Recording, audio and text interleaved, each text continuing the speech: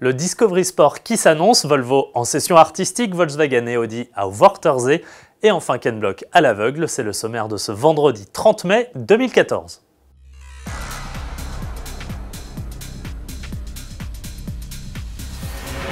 Mais on débute sans plus attendre par le sommaire du numéro 1343 d'AutoPlus en kiosque dès aujourd'hui.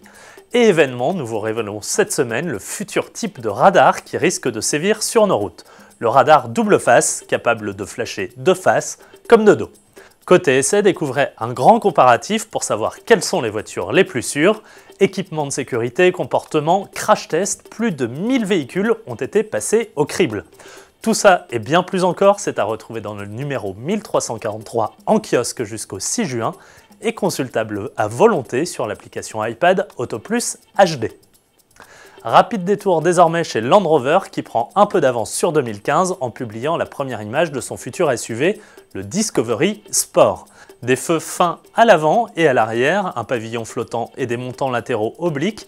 On retrouve ici presque trait pour trait le dessin du récent concept Land Rover Discovery Vision, présenté en avril. Rappelons que le Discovery Sport sera l'aîné d'une famille Discovery qui comptera plusieurs enfants. Il ne nous reste plus qu'à espérer une présentation dès le Mondial de Paris début octobre.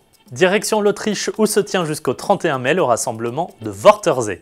À l'origine destiné aux amoureux des Golf GTI, il s'est élargi et célèbre désormais l'ensemble des marques du groupe, lesquelles y présentent des concepts inédits. À l'instar d'Audi qui a dévoilé il y a 15 jours les premiers clichés de l'A3 Club Sport Quattro Concept, une S3 berline bodybuildée que l'on découvre désormais en vidéo sur circuit. L'occasion d'écouter chanter les 525 chevaux de son bloc 5 cylindres 2,5 litres TFSI emprunté au RSQ3 et découvrir son aileron arrière dynamique qui peut servir d'aérofrein. Chez Volkswagen, un an après le concept Design Vision GTI, c'est la déclinaison Roadster qui se découvre, mais virtuellement puisque le GTI Roadster Vision Gran Turismo intégrera dans les prochaines semaines le jeu vidéo Gran Turismo 6. Une présentation physique aura quand même bien lieu à Wörthersee. On change d'ambiance avec Volvo qui, pour la 4e année consécutive, a organisé une session artistique dans la gare centrale de Zurich, en Suisse.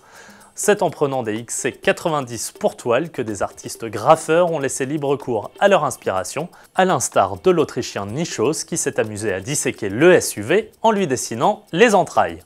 Le duo d'artistes Apocalypse Mon Amour a quant à lui rendu le SUV complètement méconnaissable, l'intégrant dans une scène surréaliste.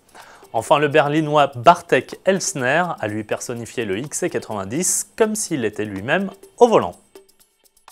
Enfin, avant de débuter le week-end, voici les images des dernières facéties du pilote Ken Block. À l'invitation d'une célèbre marque d'huile, il a retrouvé les pilotes de DTM Mike Rockenfeller et Augusto Farfus, ainsi que le pilote d'essai Lamborghini Adrian Zog pour une course dans le noir presque complet, seulement guidée par des lasers.